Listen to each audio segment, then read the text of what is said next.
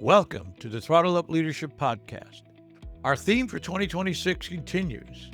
The future of work, meaning is the new money. Because meaning is simply the greatest motivational force on earth. But 68% of the global workforce is disengaged, leaving $9.6 trillion in productivity on the table every year. Gen Z, the canary in the coal mine, is exposing structural failures everyone else learned to ignore, rationalize, or endure. I'm Dr. John Dentico, your host, bringing over 30 years of experience in leadership, strategic thinking, and designing solutions that solve real problems. This podcast delivers boots-on-the-ground intelligence, real conversations with CEOs, fractional executives, coaches, and small and medium-sized business leaders navigating the same crisis, mitigating the talent hemorrhage before competitive viability disappears. We go beyond symptoms like engagement scores and wellness programs to focus on the structural failures beneath them. Frontline intelligence, actionable frameworks, hard truths. Thank you for joining me on this journey. Now let's throttle up and dive into today's episode. Hello again and welcome to the Throttle Up Leadership Podcast. This is your host, Dr. John Dentico. With me this morning is Ayanda Vabaza-Mvandaba. Now, most business owners believe they have a solid grasp of their finances until the moment a bank, an investor, or a board asks to see behind the curtain. That's when the gap between looking healthy and being financially resilient becomes painfully clear. The businesses that secure capital, survive downturns, and scale sustainability aren't simply more profitable. They're structurally sound in ways most founders never think to build until it's too late. My guest today is a chartered accountant and non-executive director at Outsourced CFO, with deep expertise spanning audit, valuations, asset management, and corporate finance. She has served on boards across organizations including African Phoenix Investments, the West Cape Gambling and Racing Board, and WealthVest Investment Management, where she serves as chairperson.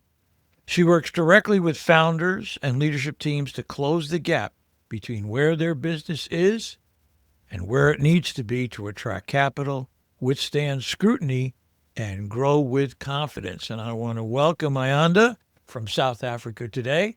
Good morning. How are you? Good afternoon for us. Thank you so much for having me, Dr. John. How are You're you? welcome. I am good. And please just call me John. So let me begin with my first question, and that is simply this. Tell me a little bit more about yourself, where you grew up, and what are some of the influences in your early life? Thank you so much, Dr. John. Or John. So I grew up in a little one-horse town in the Eastern Cape, which is eastern part of South Africa. It's a more rural area. And I was raised by, parents that very loving, incredible support system. And they told me, you can be whatever you want to be. And so I decided I want to be a teacher. And they said, no, can you aim a little bit higher? And I said, yeah, but I mean, teaching is the best thing, highest profession in my opinion. And they said, no, a little bit higher in terms of earning capability. And so that's how I became a chartered accountant. I studied at Stellenbosch University.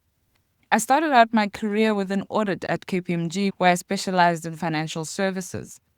And I think in the time that I was there, I realized that there's so much that we don't know.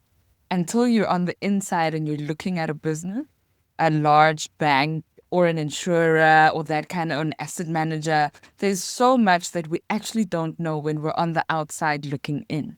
I realized that all the things and the nuggets and the little pieces of information I was picking up, looking at the books of those big businesses, could translate into something else for smaller businesses. And so after a while of being in audit and working in asset management as well, I decided to go on my own and work with founders specifically because I felt that there's so much they could learn from how business is done by big multinationals. And then when I started working with founders, particularly with founders in the township economy within South Africa, people that have chips shop or they're seamstresses and that kind of thing, I realized there's a translation gap problem where they think they've got everything that they need to have to get a loan from a bank or to get an investor. And the banks or the investors are just, they say, but you don't have anything that we require. You're not registered for tax. You are a cash business and you're not banking your money. You don't have necessary forecasts and projections. And the translation gap is because these people are just founders. They're on the ground. They're running their businesses. They don't care about internal rate of return.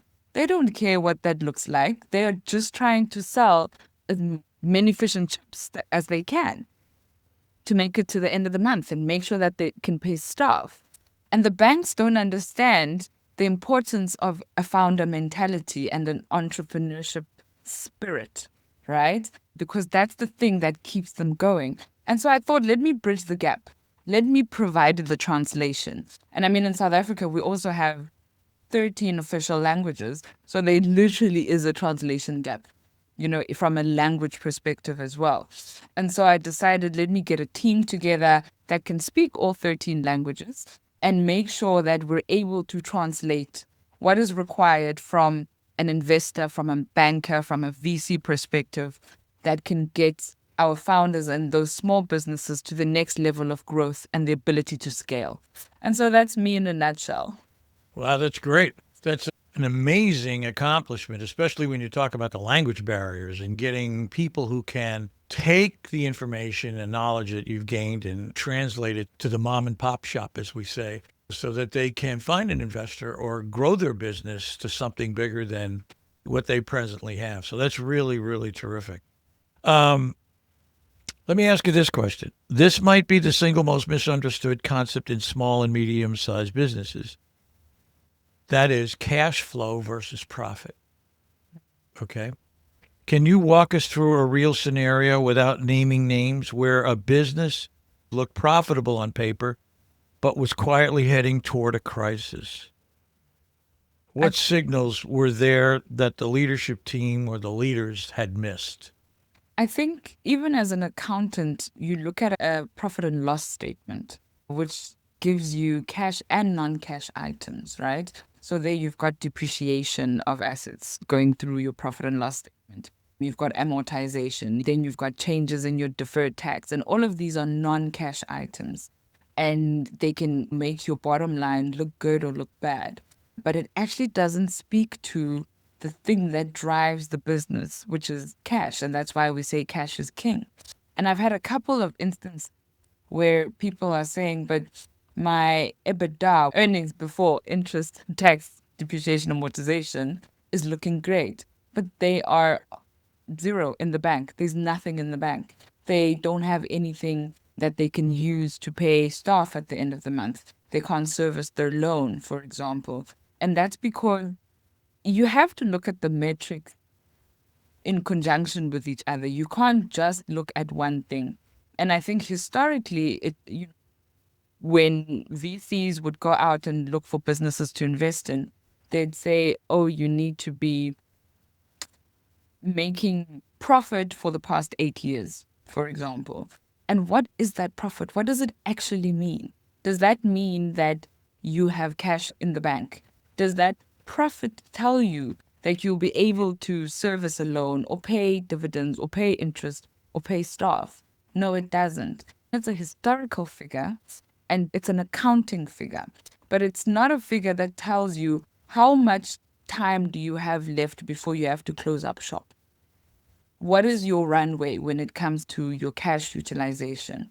If you know you've got X amount of money in the bank, you know that the business can survive for another 6-7 months. So you know that I need to fundraise or I need to scale or sell more products to be able to continue beyond the 7 months. But your profit figure is not going to tell you that.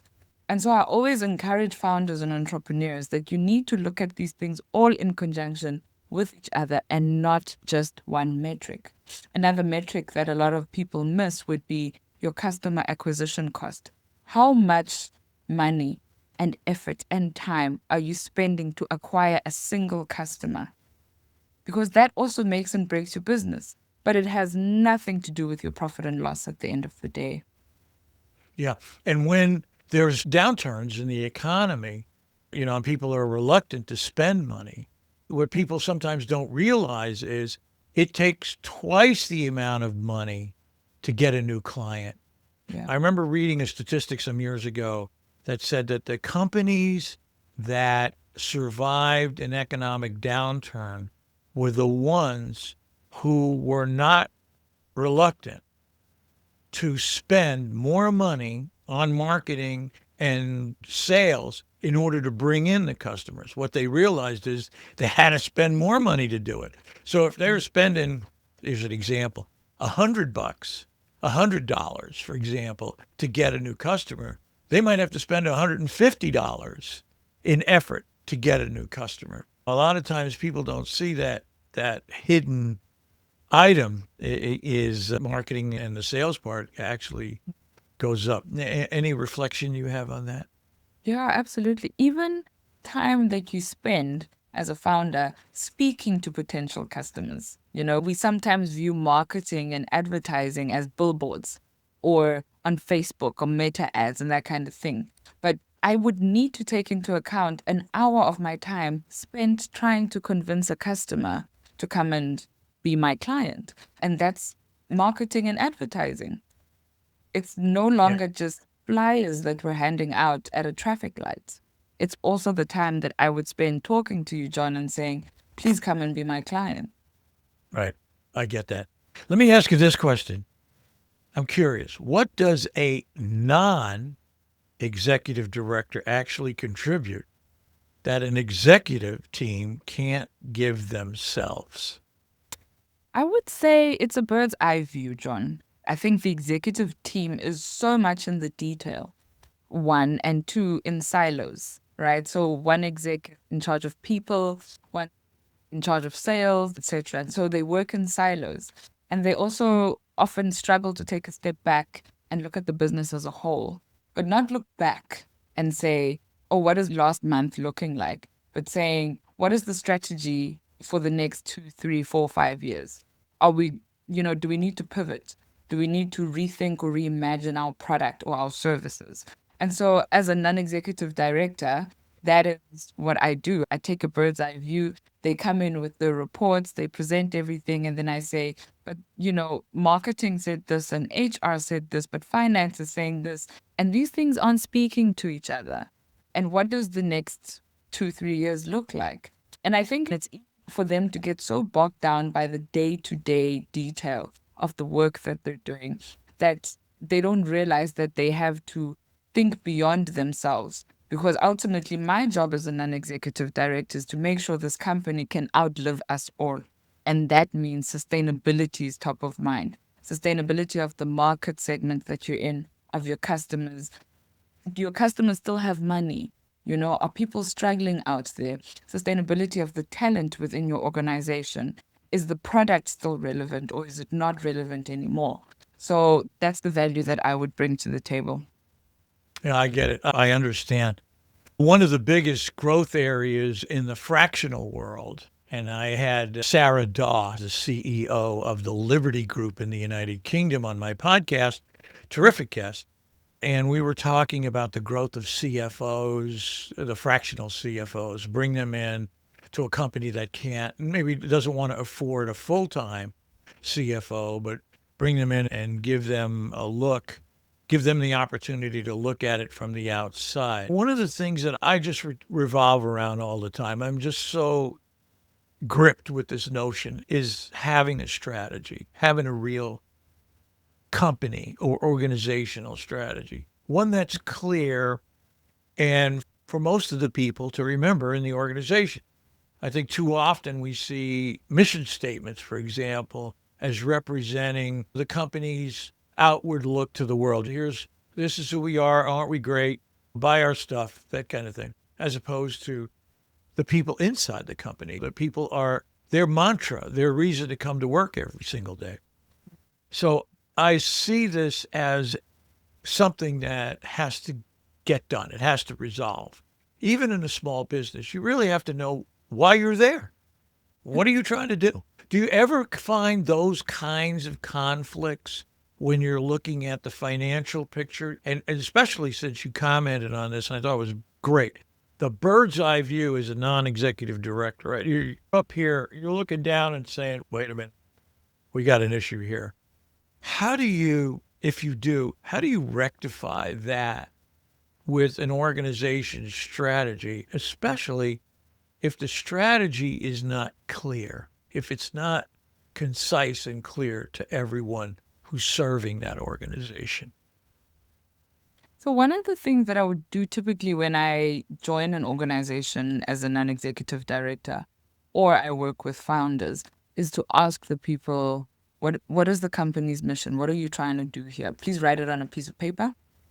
And then I will have a look and see if they align, right? And probably 9 times out of 10, they don't align. They're there for different reasons, or they think the company is there for different reasons. And so then the conversation becomes, okay, let's discuss, what are we trying to do here? Are we trying to sell fish? Are we trying to create employment? Are we trying to uplift the economy? Are we trying to own the value chain? Are we trying to get fishermen out there, right? Let's have this discussion all together and then let's agree what we are doing, because people cannot work together unless they agree, and hope alone is not a strategy, right?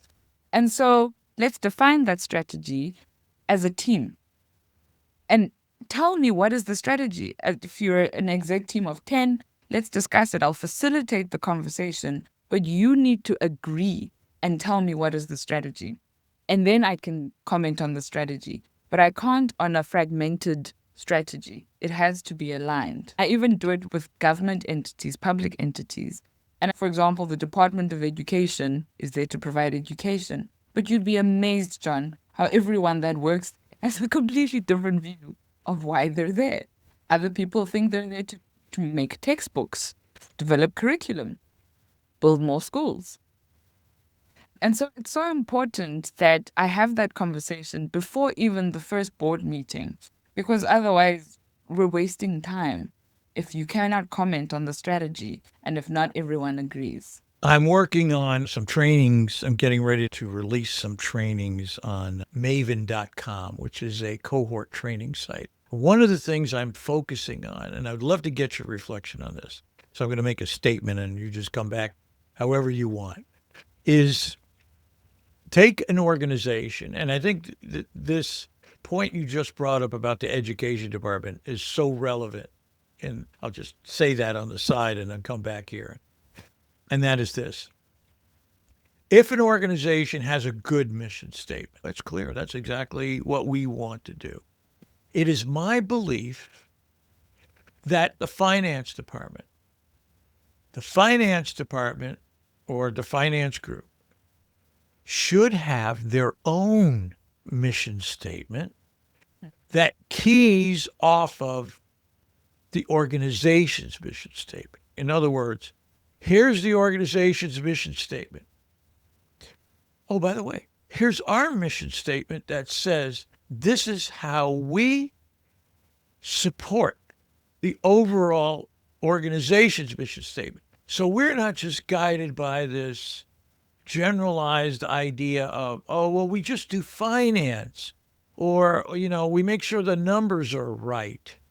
No, you have to have a mission for those people in finance as you would for marketing, as you would for operations, in order to say this is what each one of them does to complement the organization's mission statement. And their individual mission statements should be as stated for everyone there as the organization's mission statement. I'd love to get your reflection on that idea. Yeah, I think that is so powerful, John. I think it's so, so powerful. And it's important because, for example, finance's mission is to support the broader strategy, the broader group strategy, right?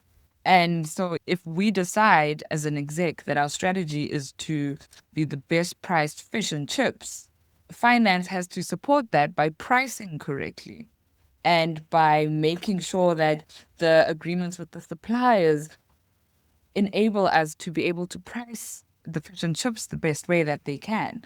Their mandate is not to sell fish and chips, but theirs is to support in the best way possible. So I agree with that 100%. I appreciate that. Let's just talk about fish and chips because it's a cool example.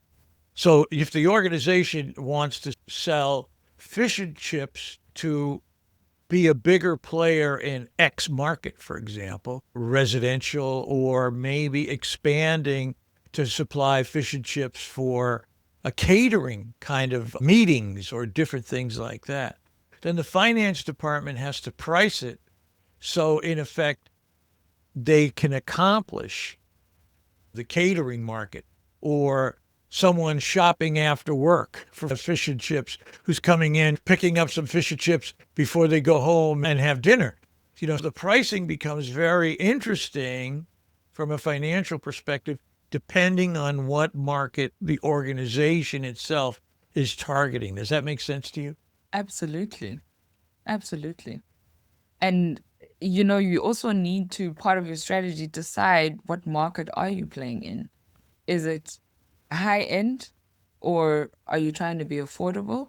Or are who are you targeting? Because it becomes so difficult to say, I'm targeting everyone, because then you are so unclear on your strategy. Where is the That's right. strategy in that? That's exactly right. Yeah, I agree with that so much. But I got to ask you this question. Okay. Take your bird's eye view for a second. Have you been in any way watching the development of AI financing across the board? Have you been paying any attention or some attention to that at all? Let I me just have ask you. this. Cool. Okay. Great. Perfect. So let me ask you. Up there in the eagle's nest, where you are looking down on all of this, what financial concerns or issues have you noticed or have taken note of from South Africa? I think South Africa is a little bit behind when it comes to AI development. So I'll Okay. definitely start with that as a caveat. I think the nature of the small, medium enterprises within the country is still very dependent on a cash system. And I think that would hold us back a little bit, because we have to move past keeping cash under our mattresses, proverbially. We have to move past that to understand the opportunities that exist from an AI financing, from an AI perspective on its own, and then AI financing secondly. I think that also, but the financial markets within South Africa are developed when it comes to governance, compliance, and that kind of thing, where I think a lot of the risk would sit. And so, for example, the Reserve Bank is heavy on regulating that space of AI financing. Only recently did they even start considering regulating Bitcoin, just to show you how far behind things are on this side. That's great. I appreciate that very much. We were all, I think, in the States, we're watching so much money being thrown at all the AI developments. And to be honest, this is my perspective, because I've interviewed some wonderful people on my podcast. I see it as in a great state of flux right now. There's so much changing, especially since the Chinese models have come out and offer you incredible capability that you can download and put on your own computer at home. So you're not mated to the large language models, the open AIs or Geminis. And the market is moving so swiftly there. I just can't, I have a feeling that we're going to see the bottom drop out here pretty soon. That there's really going to be a problem because we're throwing so much money at these data centers. And in America right now, there is a significant pushback on data centers by a multitude of states that have said, we don't want those here. Mm. Now, there's some that, they're growing in it. But again, the whole marketplace is Yeah. shifting so rapidly. I'm just so curious to see how it works itself out. So let's move on to another question that I'd like to ask you, and that is, Without naming names here, without giving away state secrets at all, if you could just take me down the road on an organization that you helped. You came in, you found this, and you and your team did this, and what was the outcome? How did that change things for that particular organization? You just pick one that you'd like to highlight. Okay, so let me pick one that is in healthcare. I'm going to say the lab space testing and that kind of thing that is quite entrenched within the South African community. And I came in because they had a massive cybersecurity attack where a lot of people's personal information was taken and people results as well before and they could find out what the results were. I'm talking mega results now, like really personal information about people. And so I came in after the cybersecurity attack. And I mean, they didn't ask for a ransom or anything, they were just stealing people's information. And so I came in to try and figure out what went wrong, diagnose the problem, and figure out how do we fix it. So in South Africa, they obviously have to report it to the information regulator and let, patients know that this is what has happened. And so we had to go in and figure out what went wrong. Was there system error? Was the system easily hacked? Did someone leave a back door open in the system? Are people not necessarily doing the necessary checks and balances that they need to do? How did they get in? And it was a process and a half. So I needed to have, people that are well versed in that space, but also in the legal space. And then in understanding processes and being able to piece together information, like went down a little bit of a forensic rabbit hole to understand what actually went wrong. And a large part of it was about education. And when I say education, I mean people that just didn't do the necessary things that they needed to do around passwords or around making sure that data and information is safe and is protected. Or, something as simple as two-factor authentication, right? Because I went in thinking, oh my goodness, like it's going to be some massive virus or whatever the case may be. But it was as simple as people not fully appreciating the importance of the little checks and balances that are mandatory for them to do. And so, but I mean, it took a while to fully diagnose the problem. And so people attend their training, which is compulsory, and they tick through their e-learnings and whatever the case may be. But they don't really understand that when you're dealing with people's personal information about where they live, what are their social security ID numbers, what is their diagnosis, for whatever they've been tested.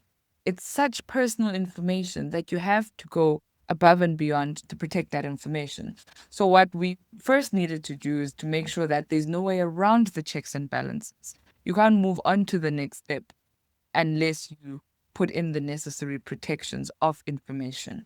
You cannot share the information. It's not a nice to have, but it is a must. And when you do something contrary to the checks and balances, it is a dismissible offense. And then teaching people the importance of keeping the information safe. So in South Africa, we have the Protection of Personal Information Act, and then we've got the Promotion of Access to Information. And it's very important to balance the two. But now it's been written into legislation as of probably a year. It's fairly recent. But understanding that you need to incorporate that in your policies on a day-to-day basis. So that meant we had to rewrite internal policies, HR policies, IT policies, governance policies, but not just having them as pieces of paper, but making sure that people understand if this happens, then this is what can happen. Yeah. Yeah. So I actually Very spend a lot of interesting. teaching. Yeah. A lot of it is just teaching. Yeah. Training and teaching. Yeah. But they just don't know. And making sure they understand exactly, not only what they have to do, but why they have to do it. So, yeah, I can understand that.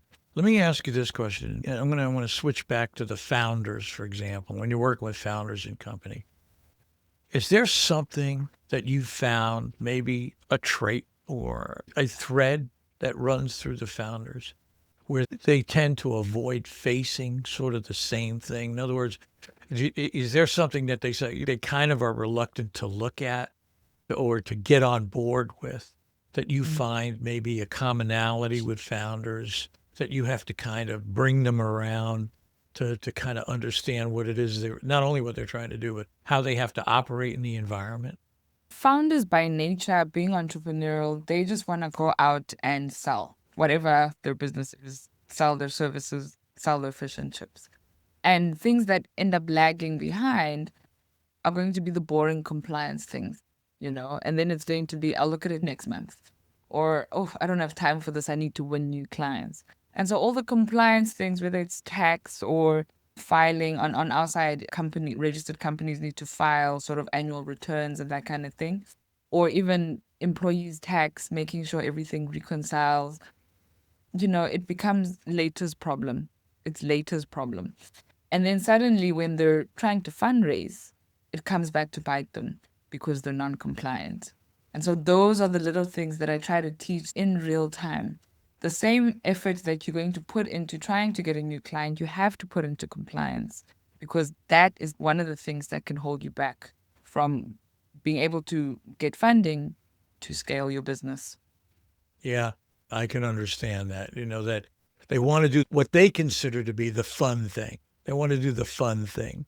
And all the drudgery of the other stuff that keeps them aligned and puts them in a position to grow, they'd rather just delegate that to someone else or another team or a group of outside folks, that come in and kind of get them organized. So it's a very, very interesting dynamic. Working with founders can be very tough because it's their baby, as we say. So it's my baby and I want it to work this way, but unless you do all the other little steps, you'll never get up on step in order to grow.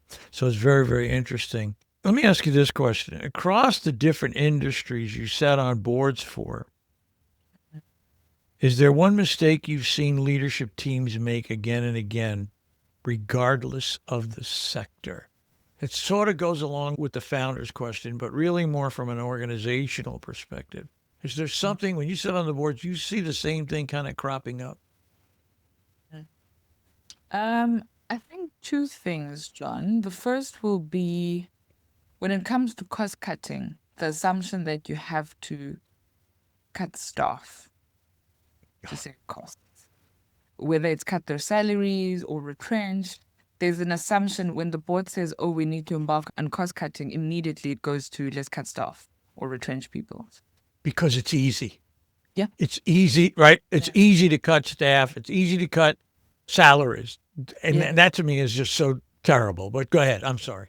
Yeah. No, I'm with you. It's just so this assumption that that's the first thing to do. And I say it's wrong because you haven't done an analysis of what is the problem. You haven't tried to diagnose the problem. And you haven't realized that if you cut the staff, then who's going to do the jobs, And that people are your biggest asset. So that's the first one. And then the second one, I will say it's thinking that your product never needs to be reimagined. You have to constantly ask yourself, is it still relevant? Is it relevant in this market? Is it relevant as it is? And realize that sometimes you just need to reinvent the product or rethink it or pair it with something else. Because to assume that you will always be relevant is very dangerous. Oh, I absolutely agree. That is spot on the money. And I think there's such a reluctance. Sometimes I would say it's systemic in the sense that, especially in hierarchies or bureaucracies, bureaucracy is a machine. It just kind of keeps rolling along, right? Boom, boom, boom, boom, boom. Just kind of and to make change, and bureaucracy hates change. It despises change. So you have to be able to have a level of creativity within the guidelines of what that organization does to say we have to shift over here. We need a new, like you said, we need a new marketing package, or we need a new product or a new service to meet this growing demand in the marketplace. So it's very, very interesting to me. I could see that. Cutting staff, it's easy, and not getting into your own product or service in a way that says, we just don't meet the market demand anymore. I always tell people, look, the halls of business are aligned with the empty carcasses of businesses who couldn't ask themselves the right questions, the tough questions, and they're no longer with us. Those Yeah, companies are gone. People are gone. The companies are gone. The buildings are gone because absolutely. it's hard for people to really deal with the structural problems versus the symptoms of the problem. You Yeah. know, people love to throw money at symptoms, but Yeah. can you really dive down into the structural issues, the structural problems? I'm sure Yeah. you've seen that many times.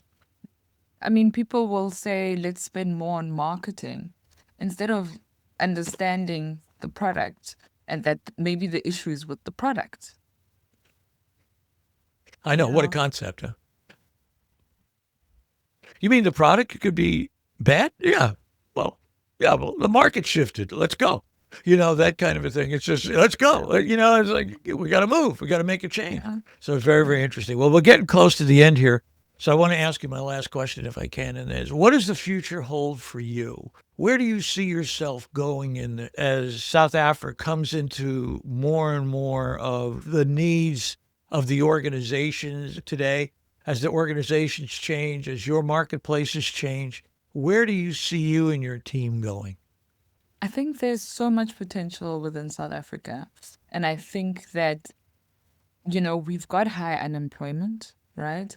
And I think we're seeing that a lot of unemployed people are now deciding to start their own business. And I think that's where the magic is, John, because people are taking their own lives and futures into their own hands and saying, here's a problem, let me fill the need. They're able to identify a niche or identify a market or solve a problem that they themselves have. So I think it's very promising. And I think that a lot of the big multinationals are also recognizing that and are backing or creating pools of funds to back those entrepreneurs. And honestly, entrepreneurship is the thing that is going to get our GDP up, that is going to make sure that the country does become more sustainable. I think that there are so many growth opportunities when I look at the transition from fossil fuels into renewable energy within South Africa. You see how many people and opportunities have been opened up for people, again, by the multinationals that are themselves in fossil fuels, for people to learn and people to start their own businesses within the renewable energy space. Earlier, we were talking about load shedding before the podcast, where South Africa previously was struggling with load shedding and power outages up to 6 hours a day on a daily basis. But now we don't have that anymore. And again, that's a function of how creative people have been with the use of renewable energy and how the government has created space for people to come up with the solutions themselves. So I think that where South Africa headed, I'm very positive about South Africa. I think a lot of my peers have left South Africa because of a feeling of things aren't moving as fast as they should. But I've always said that I will stay in South Africa because I buy into this beautiful, beautiful country, the people that are at heart very positive and very sort of upbeat about the future. People that are happy to learn, happy to welcome change. And I think even if you look at our past and moving from apartheid to democracy and where we are now, not everything is perfect. But as a people, we are born of people that are heroes and heroines. So I am very positive about this country. That's wonderful. Yeah. And I believe there is this worldwide trend. Certainly, I see that in a lot of the stuff that comes across my computer screen in terms of America and the Gen Zers, especially, who are, by their very nature, in a lot of respects, entrepreneurs. They are moving in that direction. In fact, there is a statistic, and I'd have to go back and verify it, but the last statistic I saw is that 78% of the Gen Zers are looking to start their own businesses. And one of the reasons, and I just published this field manual that talks about there's three things that they seek. One is values alignment. The second is personal agency, the ability to act, to do something, to make an impact. And the third one is growth, what we call growth trajectory. I started this company. Where am I going to be in 2 years? And I think that what people are not realizing is there is this, I'm sure the large multinationals still believe there'll always be people. There'll always be folks. We'll get them. We'll get our hands on them. And the answer is maybe not. Maybe the pipeline will empty out because they've decided to take a different road, an entrepreneurial road, and everything will change dramatically. It's shifting now. More companies are being formed in the United States now than I think in any time in the past. So we're seeing the same thing. And I've had the honor and privilege to talk to people from all over the world on my podcast. It blows my mind. From India to Romania to South Africa. I think you're the third South African guest I've had on. I've had Romania, the UK, Australia, New Zealand. I forget all the countries. Spain. I forget all the countries. And I've always got my fingers on the pulse. What's going on? What do you see? And there is this movement. There is this worldwide movement of people saying, I want to create my own thing. I want to do my own thing. And I think more and more we'll see that actually come to fruition. I hope. We'll see. Anyway, this has been an absolutely delightful opportunity to speak with you. Thank you so very much for taking time. Thank goodness you're in the afternoon and not in the wee hours of the morning. Normally when I'm talking to people from Australia, they're up early in the morning or late at night. So I truly appreciate your time. Thank you. And I hope your brother is doing much better. Is he better? He's better. He's still in ICU, still on life support, but he's awake. I'm so sorry to hear about his condition, but in any case, apologize for not asking you about that before we started. All right, So I want to wish you and your brother and your family the best of health and continued success in the future. I'll be watching you. Take care, and thank you so very much for your time today. Thank you. Take care of yourself, John. It's so good to chat to you. Thank you. This is Dr. John Dentico. Remember, meaning is the new money, but it requires building the structures that deliver it. If today's conversation challenged your thinking or gave you a framework worth implementing, share it with a leader who needs to hear it. Subscribe wherever you get your podcasts and visit throttleupleadership.com for more resources. Until next time, keep throttling up and keep the people at the center of everything you do.